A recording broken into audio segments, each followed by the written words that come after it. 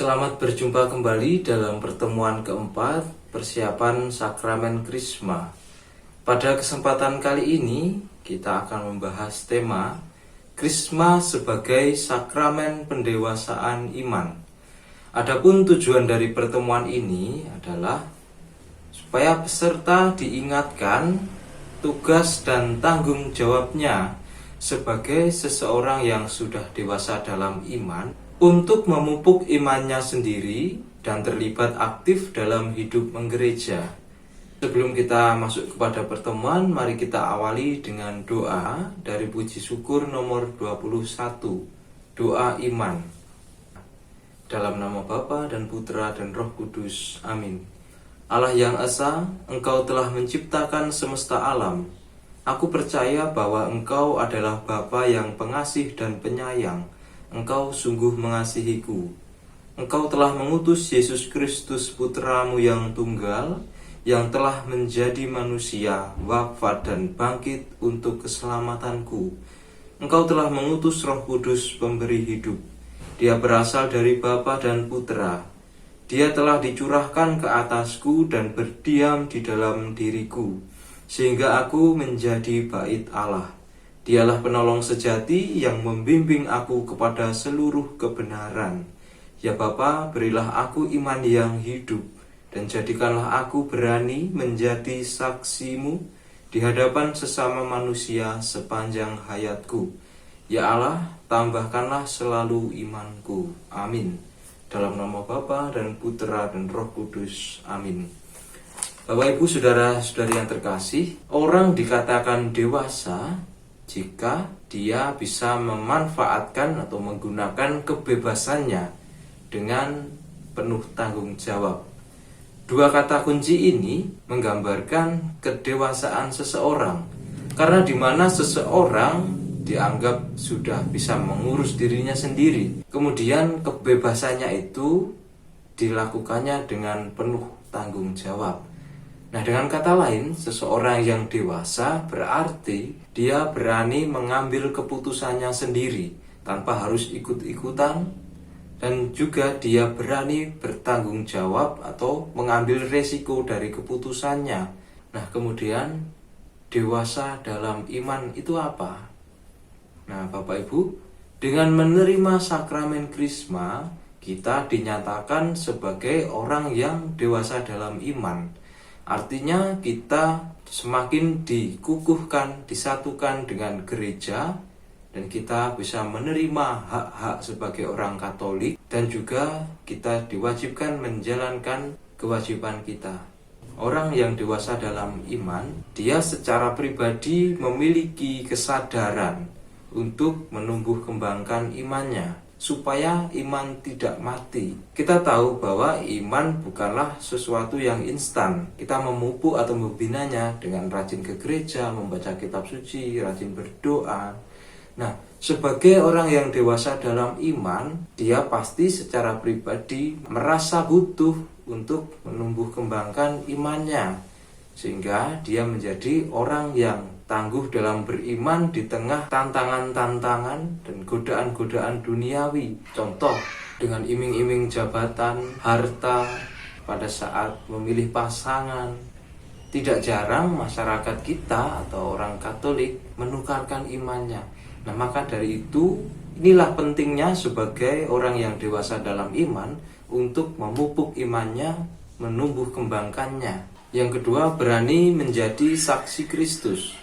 Syarat untuk menjadi saksi ada dua. Yang pertama, mengalami peristiwanya langsung.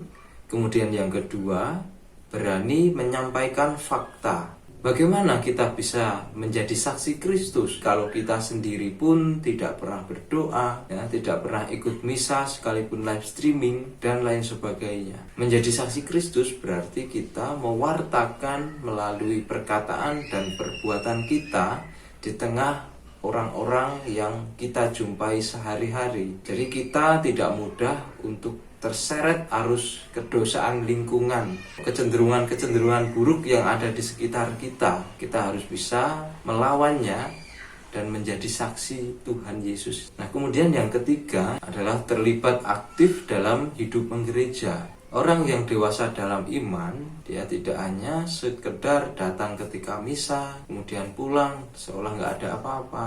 Orang yang dewasa dalam iman ini juga ikut memikirkan perkembangan gerejanya dengan memberikan apa yang ada dalam dirinya, seluruh kelebihan dan kekurangannya, memikirkan bagaimana gereja bisa terus berkembang. Kemudian kita belajar dari cara hidup para rasul. Bacaan dari Kisah Para Rasul bab 2 ayat 41 sampai dengan 47. Cara hidup jemaat yang pertama. Orang-orang yang menerima perkataannya itu memberi diri dibaptis. Dan pada hari itu jumlah mereka bertambah, kira-kira 3.000 jiwa. Mereka bertekun dalam pengajaran rasul-rasul dan dalam persekutuan, dan mereka selalu berkumpul untuk memecahkan roti dan berdoa. Maka ketakutanlah mereka semua, sedang rasul-rasul itu mengadakan banyak mukjizat dan tanda. Dan semua orang yang telah menjadi percaya tetap bersatu, dan segala kepunyaan mereka adalah kepunyaan bersama. Dan selalu ada dari mereka yang menjual harta miliknya, lalu membagi-bagikannya kepada semua orang sesuai dengan keperluannya masing-masing. Dengan bertekun dan dengan sehati, mereka berkumpul tiap-tiap hari dalam bait Allah. Mereka memecahkan roti di rumah masing-masing secara bergilir dan makan bersama-sama dengan gembira dan dengan tulus hati sambil memuji Allah. Dan mereka disukai semua orang. Dan tiap-tiap hari Tuhan menambah jumlah mereka dengan orang yang diselamatkan.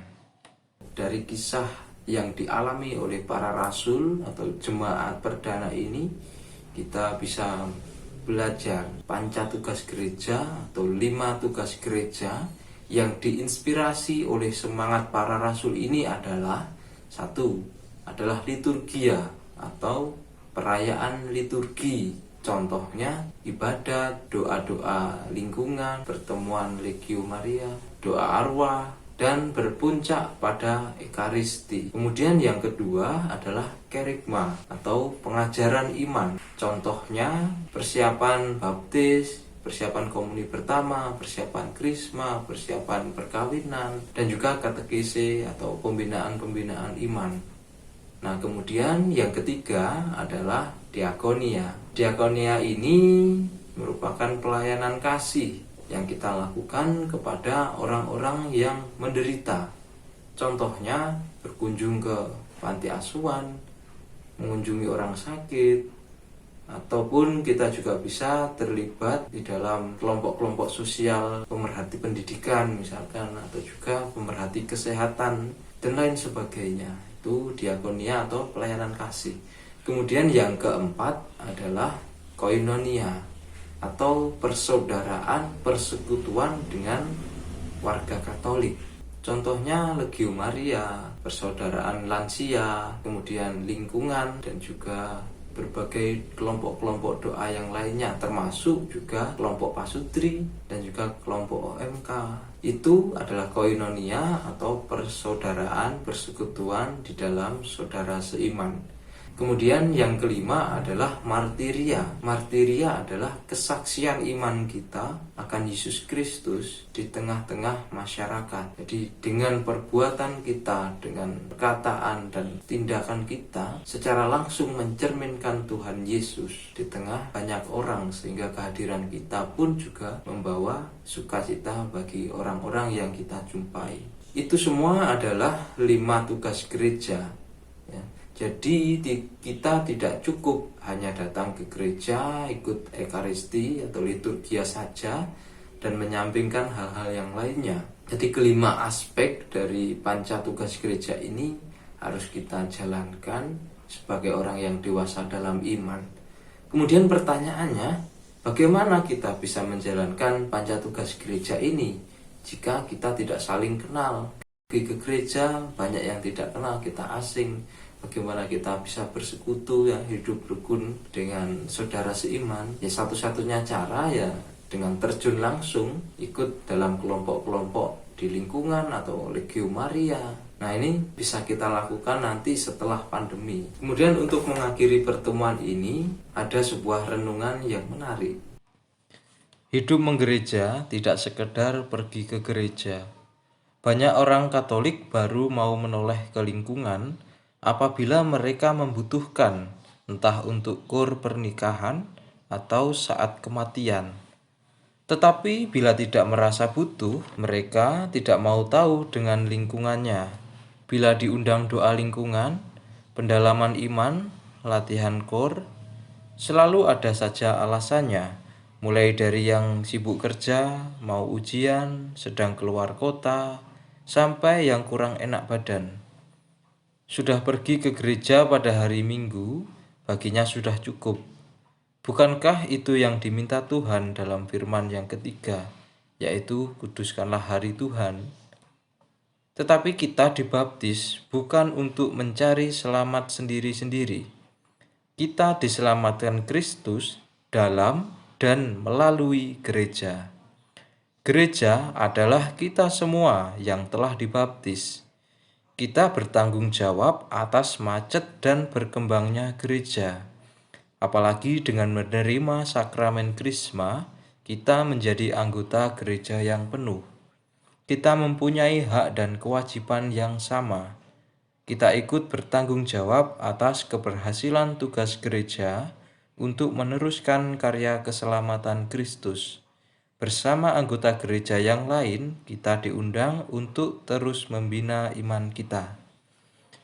Kelompok kecil seperti stasi, lingkungan, dan berbagai kelompok kategorial, misalkan OMK, PIA, Legio Maria, Karismatik, WKRI, SSV, dan lain sebagainya, adalah tempat yang tepat untuk menumbuhkan dan membina iman kita. Di dalam kelompok-kelompok kecil itu, kita dapat saling mengenal, saling memperhatikan, melayani, dan mengembangkan semangat persaudaraan. Dalam lingkungan dan kelompok kerasulan itu, kita akan ditantang untuk menyumbangkan talenta yang telah dianugerahkan Tuhan. Misalnya untuk mengajar sekolah minggu gembira, untuk memperkuat kur, untuk mengelola keuangan, dan lain sebagainya. Mengapa talenta-talenta ini tidak disumbangkan? Tuhan tidak menghendaki kita memendam talenta kita dan menyembunyikan untuk diri sendiri. Tetapi hal yang sebaliknya memang bisa terjadi. Kita merasa tidak memiliki apa-apa yang dapat disumbangkan untuk kelompok.